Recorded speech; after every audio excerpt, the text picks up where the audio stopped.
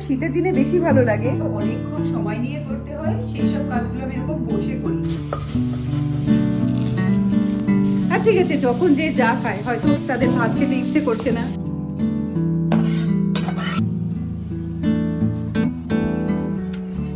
কি স্যাক্রিফাইস।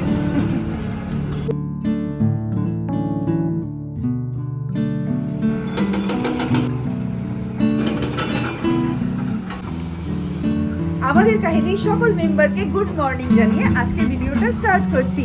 আগের দিন হিউমিক অ্যাসিড যে দিয়েছিলাম না, দেখো হিউমিক অ্যাসিডের ফলে গাছে নতুন নতুন পাতা এসছে আর খুব ভালো ভালো ফুল হচ্ছে। তো হিউমিক অ্যাসিডটা খুব ভালো কাজ করছে আমার ক্ষেত্রে। আর কালকে ভিডিও শ্যুট করার একটা দিন ছিল আমার, মানে একদিন বন্ধ করি একদিন করি, তো সেই হিসাবে কালকে ভিডিও শ্যুট করার কথা ছিল। কালকে সারাদিন সিঁদুরের অপারেশন দেখতে দেখতে দিন কেটে গেছে, আর ভিডিও শ্যুট করে নিয়ে ভালো লাগছিল দেখতে যে এখন ভারতও প্রতি উত্তর দিতে পারে। আগে কতটা দিত সেটা ঠিক জানি না, মানে ওই সময় হয়তো নলেজ ছিল না, কিন্তু এখন তো দেখছি ঠিক আছে, ভারতকে আঘাত করলে ভারতও উত্তর দিতে পারে, দেখে ভালো লাগলো সেটা। পরশু দিন রাত্রে জানো তো এখানে ছিটে ফোটা বৃষ্টি হয়েছে, মানে মঙ্গলবার দিন রাত্রে হালকা বৃষ্টি হয়েছে, তারপর থেকে ওয়েদারটা এত সুন্দর হয়ে গেছে না, রোদ্দু নেই, খালি হাওয়া খালি হাওয়া, এত হাওয়া তো মাঝে মাঝে ঠান্ডাও লেগে যাচ্ছে, প্রচণ্ড হাওয়া। আর সকালবেলা চান করে পুজো করে নিয়েছি, টিপ দেখে বুঝতেই পারছো এটা সিঁদুরের টিপ না, এটা হচ্ছে পুজোর, মানে পুজো যে সিঁদুর হয় সেই সিঁদুরের টিপ। চান পুজো হয়ে গেছে, এবার ব্রেকফাস্ট বানাতে যাব। এটা হচ্ছে আজকে সকালে আমার ব্রেকফাস্ট। কেউ বুঝতে পারছো এটা কি? এটা হচ্ছে ঝোলা গুড়। আজকে সকালে ব্রেকফাস্টে নিয়েছি রুটি আর ঝোলা গুড়। সেই যে বাড়ি গেছিলাম সেই সময় নিয়ে এসেছিলাম ঝোলা গুড়গুলো, একটু পায়েসে খাই বা একটু অন্য মিষ্টি ফিষ্টিতে খাই, এইভাবেই খাই জেনারেলি। তো আজকে খুব ইচ্ছে হয়েছে যে ঝোলা গুড় দিয়েই আমি রুটি খাবো, ভাল লাগে দেখবে, ওটা শীতের দিনে বেশি ভালো লাগে। তো আজকে তো এমনি ওয়েদারটা প্রচণ্ড সুন্দর, তো ভালো একটু ঠান্ডা ঠান্ডার আমেজ আছে, ঠান্ডা মানে ওই শীতকালে ঠান্ডাটা, হালকা ঠান্ডা ঠান্ডা আমেজ আছে, আজকে ঝোলা গুড় দিয়ে রুটিটা খেতে ভীষণ ভালো লাগবে। তাই এটাই আমাদের ব্রেকফাস্ট।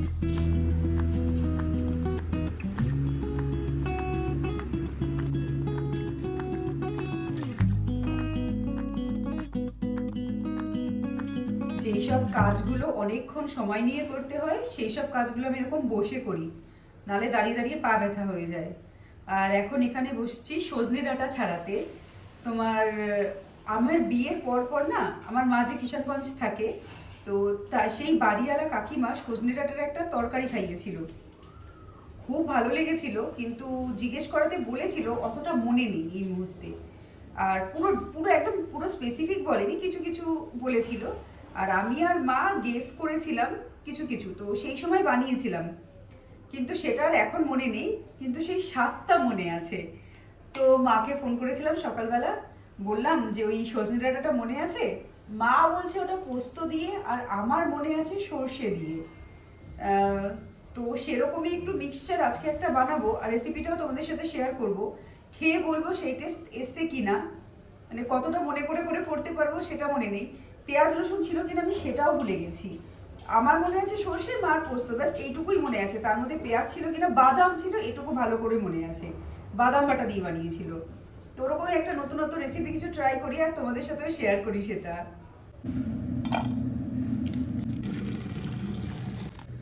এখানে একটা বাটিতে সজনে ডাঁটাগুলো একটু গরম জল দিয়ে ঢেকে দিলাম যাতে ডাঁটাগুলো সফট হয়ে যায়। আর শিলপাটায় এখানে নিয়ে নিচ্ছি সর্ষে, কয়েকটা কাঁচা লঙ্কা আর লবণ দিয়ে বেটে নেব। এখানে সর্ষে আর কাঁচা লঙ্কা একটু লবণ দিয়ে বেটে নিচ্ছি। প্রথমে শুকনো বাটবো, তারপর জল দিয়ে ভালো করে বাটবো। আমার মিক্সিতে তো তোমরা জানোই যে সর্ষে আমি ভালো করে পিষতে পারি না, সর্ষে হোক পোস্ত হোক যাই হোক। আর এটা হচ্ছে আমার কাঁচানি, আমার মা হচ্ছে ওই যে সুপারির খোল দিয়ে কাঁচানি বানাতো আমি দেখেছি, আর আমার কাছে কাঁচানি নেই, আছে এই ছুরি। তো এটা দিয়ে আমি কাচিয়ে কাচিয়ে সব মশলাগুলো একসাথে করে নিয়ে যেরকমভাবে বাটি আর কি বেটে নেবো। আর এটা ভালো মতো তোমার একটু জলে থেকে একটু নরম নরম হয়ে গেছে, সজনের জলটা না এবার ছেঁকে নিলাম। এদিকে দুপুরে রান্না হচ্ছে পাবদা মাছ, মশলা কষানো হচ্ছে, মশলা যতক্ষণ তেল না ছাড়ছে ততক্ষণ ভালো করে কষাবো।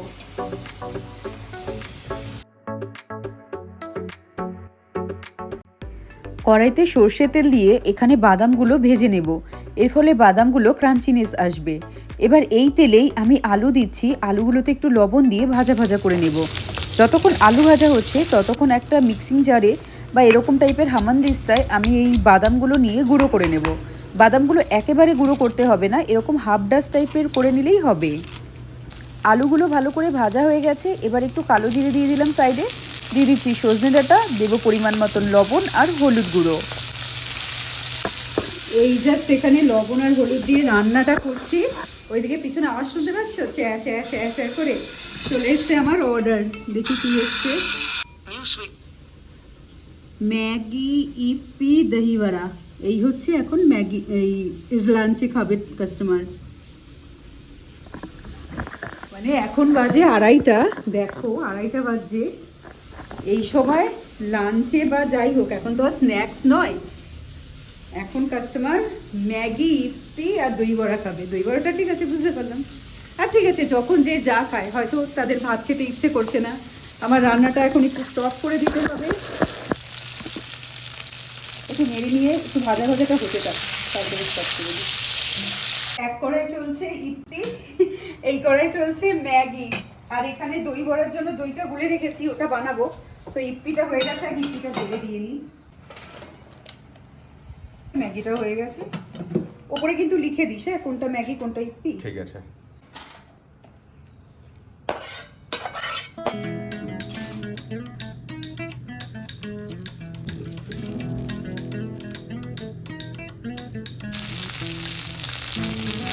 তো তাড়াহুড়ো করে অর্ডারটা টাইম মতো দিয়ে দিয়েছি, আবার গ্যাস জ্বালিয়ে দিয়েছি, দিয়ে এখানে সর্ষে বাটাটা দিয়ে দিলাম, একটু জল দিলাম। এবার ঢেকে দেবো যাতে সজনে ডাঁটা আর আলুগুলো ভালো মতো সিদ্ধ হয়ে যায়।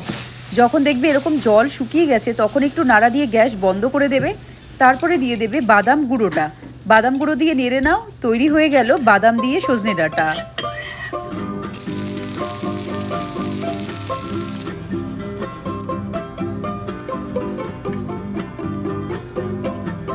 দুপুরের লাঞ্চ থালি রেডি হয়ে গেছে।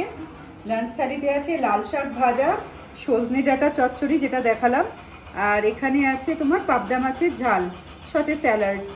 অভিক কিন্তু আবার সজনে ডাঁটা খায় না, আমি বলেছি আজকে একটা হলেও খাস। ও আছে যেগুলো চিবাতে হয়, যেসব জিনিস ডাঁটা টাটা চিবাতে একটু বেশি কষ্ট হয়, সেই কষ্টের জিনিস খাবে না, স্যুপ টাইপের জিনিস ওর পছন্দ বেশি।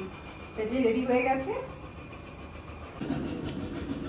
সজনে ডাঁটাটা না মুছে মুছে খেতে এত ভালো লাগছে, কাকিমার সেই স্বাদটা হয়নি, মানে যেই কাকিমার রেসিপি ফলো করে বানিয়েছি, তো সেই স্বাদটা না হলেও এটা বাদাম বাটার জন্য একটা ক্রাঞ্চিনেস আসছে, আর খেতে দারুণ লাগছে।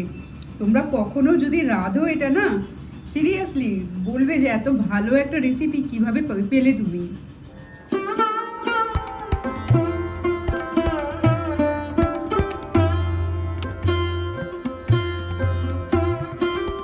এখন সন্ধেটা দিয়ে নেব। সন্ধে দেওয়ার সময় আমি প্রদীপ, ধূপকাঠি আর মোমবাতিটা জ্বালাই, আরেকটা জায়গায় এরকম একটা সাম্বারনি কাপ জ্বালাই, তার মধ্যে একটা কর্পূরের টুকরো দিয়ে দেব। আর এই যে কর্পূরটা দেখছো, এটা হচ্ছে ভীমসেনী কর্পূর। নর্মাল কর্পূরের থেকে এটা একটু গন্ধটা আলাদা আর ভালো লাগে আমার বেশ। আর এখানে আর একটা প্রদীপ জ্বালিয়ে নিলাম।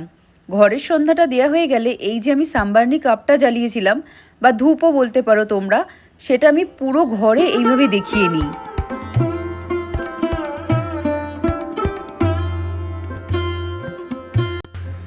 মেন দরজায় দেখানো হয়ে গেলে আমার যেখানে কাউন্টার রয়েছে হ্যালো ফুডির, মানে তো আমাদের ক্লাউড কিচেনে, সেখানেও ভালো করে ধূপধুনো দেখিয়ে দিই। তারপর এই ধূপধুনোটা থাকে আমার তুলসী মন্দিরে, প্রদীপটা দিয়ে দিই এই তুলসী ভিটের নিচের এই জায়গাটায়, আর এই যে ধুনোটা দেখছো এটা একদম নিচে থাকে। আমার জন্য একটা বড় চা নিস। হ্যাঁ যা। অভিকে পাঠালাম চা আনতে, এত মাথাটা ধরেছে ঘুম থেকে ওঠার পর, তো সন্ধে দিয়ে ওকে বললাম চল চা একটা খাই বড় করে, মানে বানিয়ে খেতে ইচ্ছে করছে না, দোকান থেকে কিনে খেতে ইচ্ছে করছে। চা খেয়ে তারপর চিকেন কিনবো, চিকেন কিনে রাতের ডিনার বানাবো। আগে মাথা ধরাটা ছাড়িয়ে নিই, তারপর ডিনারের টেনশন।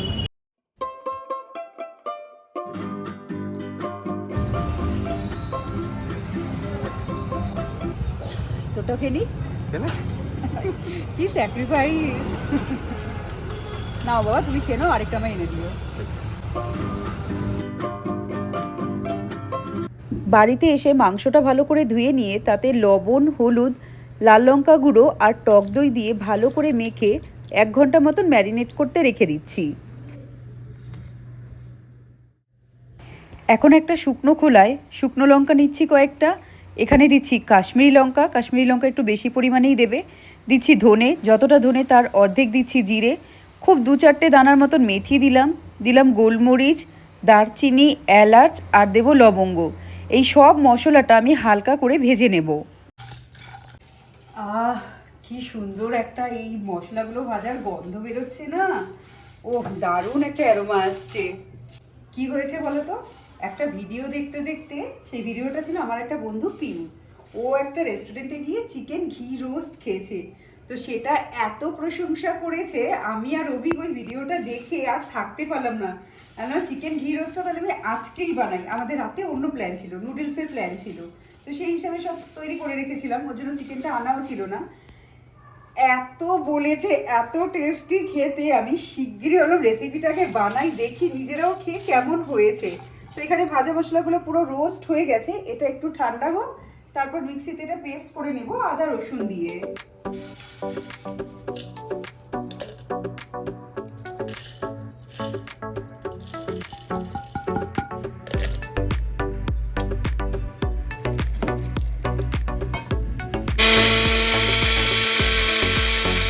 এখানে মশলা বাটা রেডি, এখানে চিকেন ম্যারিনেট করাও রেডি। এবার আমরা মেন প্রসেস করব। মেন প্রসেসটা বেশি সময় লাগে না, ওই কুটে কাটে সব রেডি করা থাকলে আর বেশি সময় এমনিও লাগে না। তো এটা একটু দরাজ হাতে ঘি দিতে হবে, ঘিটাই যেহেতু চিকেন ঘি রোস্ট, তো ঘিয়ের পরিমাণটা অনেকটাই বেশি লাগবে। ঘিটা একটু গলে গেলেই এখানে দিয়ে দেব পেঁয়াজগুলো। পেঁয়াজটা ভাজার জন্য অল্প পরিমাণে এখানে আমি লবণ দিয়ে দিচ্ছি। এবার পেঁয়াজগুলো হালকা পিঙ্কিশ করে ভেজে নেব। এবার এখানে দিয়ে দিতে হবে মেন জিনিস, সেটা হচ্ছে কারি পাতা। যেহেতু সাউথ ইন্ডিয়ান খাবার, সেহেতু কারি পাতা তো একটা ফ্লেভার থাকবেই, তো এখানে খুব বেশি পরিমাণে দেবো না, অল্প পরিমাণেই দিয়ে দিচ্ছি কারি পাতা। আমরা চিকেনে খুব বেশি কারি পাতার গন্ধে অভ্যস্ত নেই, তাই জন্য আমি অল্প পরিমাণে এখানে কারি পাতা দিয়েছি। এবার এখানে দিয়ে দিচ্ছি ম্যারিনেট করা চিকেনগুলো দিয়ে যে চিকেনের মশলাটা আছে ওটা একটু পরে দেব। জাস্ট হালকা হাতে পেঁয়াজের সাথে এই চিকেনটা একটু নেড়ে নেব। তারপরে এবার দিয়ে দিচ্ছি গ্রেভির মশলাটা, এই সাথে এই মশলাটাও দিয়ে দেবো যেটা ওই ভেজে পেস্ট করেছিলাম। বাহ, টাইট হয়ে আটকে গেছে।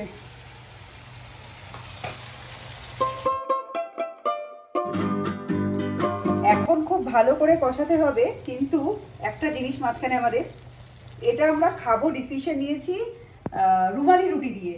রুমালি রুটি বাড়িতে বহুবার বানানোর ট্রাই করেছি, সেটা রুমালি রুটি হয় না, পাঁপড় হয়ে যায়, বা অনেক সময় হয় আমার গ্যাস পুরো বন্ধ হয়ে যায়, যেহেতু কড়াইটা রাখি না, গ্যাসে অক্সিজেন পায় না, গ্যাসটা বন্ধ হয়ে যায়। তো সেই কারণে এটা এখন এরকম কষা অবস্থায় গ্যাস বন্ধ করে আগে আমরা রুমালি রুটিটা নিতে যাব, না হলে দোকান বন্ধ হয়ে যাবে, তারপর এসে এটা আমি কষাবো। Losing time, I'm fading fast. I just wanna make it last. Try to let go of the past. I close my eyes, embrace the blast. Sleepless nights and headaches stack. Restlessness to hell and back. What's my purpose? What do I grab? A slippery surface, a heart attack.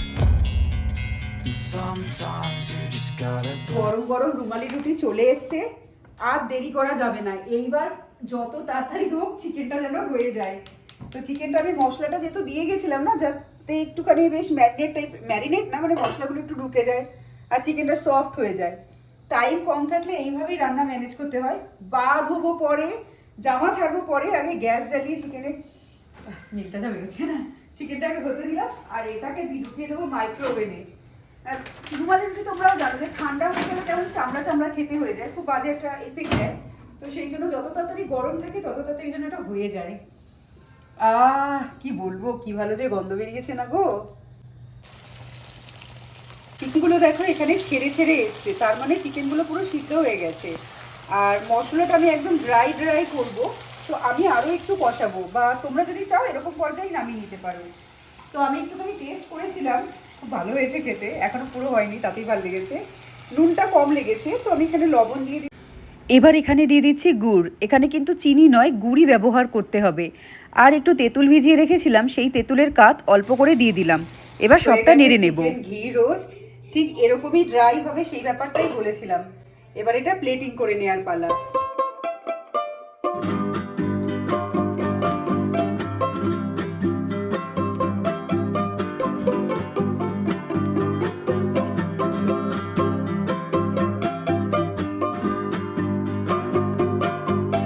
এদিকে chicken ঘি roast ready, আর এদিকে চলছে তোমার news channel live. কটা বাজে দেখো, 35 বাজে, 11:35 বাজে, আর এখন লাইভ নিউজ, আর আমাদের ডিনারও রেডি। ভালো হয়েছে? পিউ না পিউ পিউ যেটা বলছিল কাটায় কাটায় মিলেছে। বাবা, খুব ভালো হয়েছে। একটু রুমালি রুটি দিয়ে খেয়ে বল কেমন লাগছে। ভুলে গেছিলাম, এটা এত ভালো লাগছে না। মাংস, দাঁড়া, একটুখানা ঝোল দিয়ে তারপর পেঁয়াজ,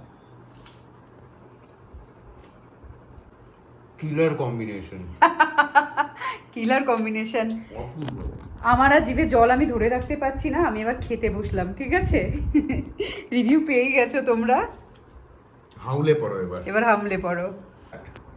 চিকেন ঘি রোস্টটা অসাধারণ হয়েছিল খেতে, অসাধারণ। কিন্তু এর সাথে আমি যে লাচ্ছা পেঁয়াজটা বানিয়েছি একদম বেমানান। লাচ্ছা পেঁয়াজ মোটেও নেবে না, জাস্ট নর্মাল পেঁয়াজ নেবে, 4 টুকরো করে, হেভি লাগবে খেতে। আর আজকে সারা রাত নাকি লাইভ নিউজ চলছে, হবে সারা রাত। আমি আর অভিক রাত্রেবেলা ডিসিশন নিয়ে নিয়েছি লাইভ নিউজ সারা রাত দেখছি বসে বসে। সত্যি কথা ভালো লাগছে যে ভারত এত ভালো প্রতি উত্তর দিচ্ছে, এত ভালো, ভারতের আর্মিরাও এত ভালো। কিন্তু কি বলতো, যুদ্ধ কেউই চায় না, যুদ্ধ আমরাও চাই না, হয়তো যুদ্ধ পাকিস্তানও চায় না, পাকিস্তান হয়তো চায়, পাকিস্তান চায় বলেই এসছিল যুদ্ধ করতে, আমরা তো প্রতি উত্তর দিচ্ছি। আর এটা এত ভালো প্রতি উত্তর হচ্ছে, মানে টিভির পর্দা থেকে চোখ সরানো যাচ্ছে না, মোবাইলে স্ক্রোলিং থেকে চোখ সরানো যাচ্ছে না। আমার মনে হয় তোমাদের সবারও মোবাইলের হিস্ট্রিতে গেলে তো সব এই যুদ্ধের নিউজই চলছে। তো যাই হোক, এইভাবেই ভিডিওটা আজকে শেষ করি। যদি ভিডিও ভালো লাগে ভিডিওটাকে লাইক করো, ভিডিওটাকে শেয়ার করো, চ্যানেলটাকে সাবস্ক্রাইব করো। এবার আসি, জয় ভারত, টাটা।